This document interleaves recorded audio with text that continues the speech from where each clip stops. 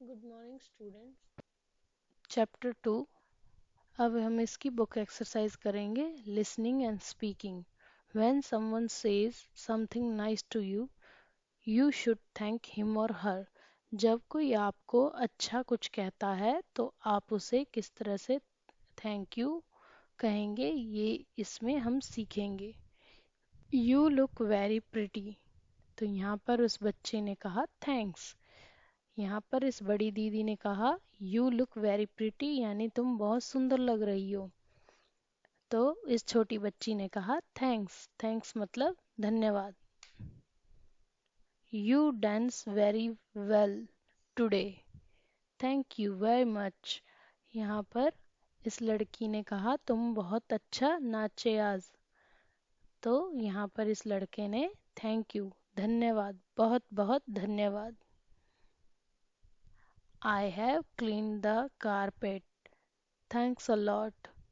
यहाँ पर इस औरत ने कहा मैंने कारपेट क्लीन कर दिया है। तो यहाँ दूसरी लेडीज ने बोला थैंक्स अ लॉट, बहुत शुक्रिया। You look very hungry, take this banana. यहाँ पर बूढ़ी दादी कहती हैं तुम बहुत भूखे लग रहे हो, ये केला ले लो। Thanks for the banana. यहाँ पे लड़का कहता है धन्यवाद केले के लिए। ठीक है बच्चों, इस तरह से जब आपकी कोई मदद करता है या आपको कॉम्प्लीमेंट या कुछ अच्छा कहता है तो आप उसको धन्यवाद किस तरह से करते हैं यहाँ पे बताया गया है।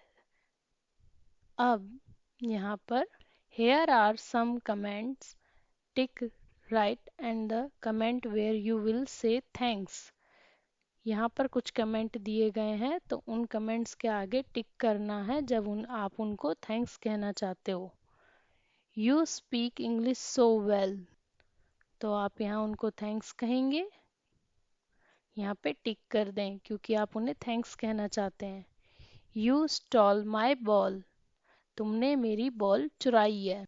तो यहाँ पे आप टिक नहीं करेंगे, रॉन्ग टिक करेंगे, क्रॉस का टिक निशान लगाएंगे क्योंकि आप बॉल नहीं चुराई और आप उसके लिए उसे थैंक्स नहीं कहना चाहते।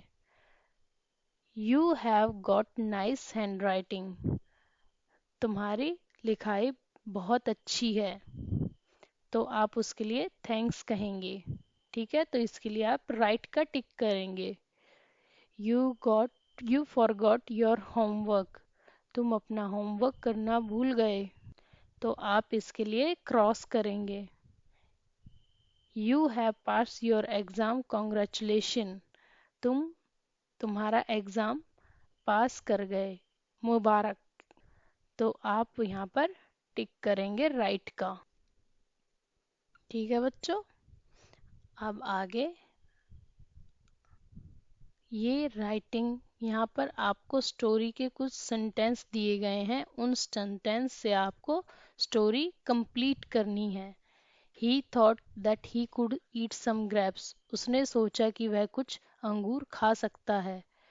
ही वॉज एंग्री। वह गुस्से में था। But again he could not reach it.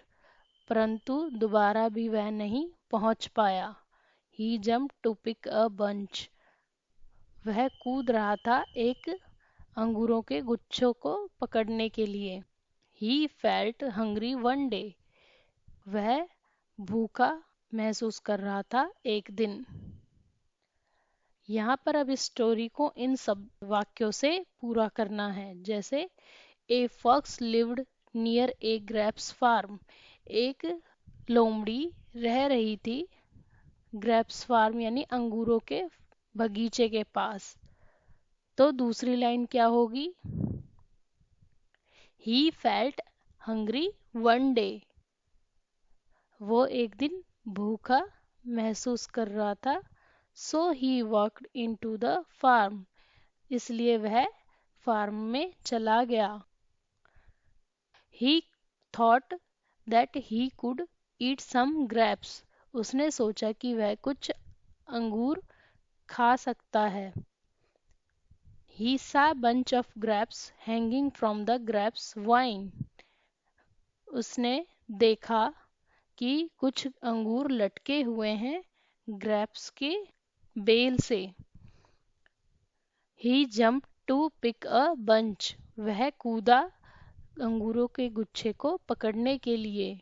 But he could not reach it, वह वहां तक नहीं पहुंच पाया। He jump to pick another bunch, वह कोशिश करने लगा दूसरे गुच्छे को पकड़ने की।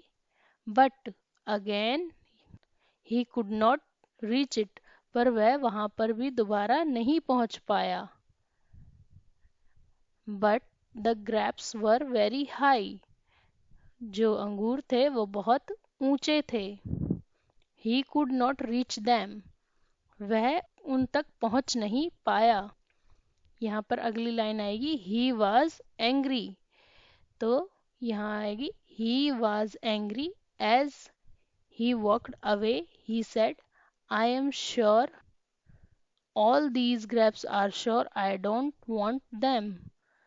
वह बहुत गुस्से में था और कहता हुआ गया कि मैं बहुत ही निश्चित हूँ कि ये अंगूर खट्टे हैं और मुझे ये नहीं चाहिए। ठीक है बच्चों, आपको बुक एक्सरसाइज और ये स्टोरी कंप्लीट करनी है और इन्हें कॉपी में लिखना है। आज के लिए इतना ही।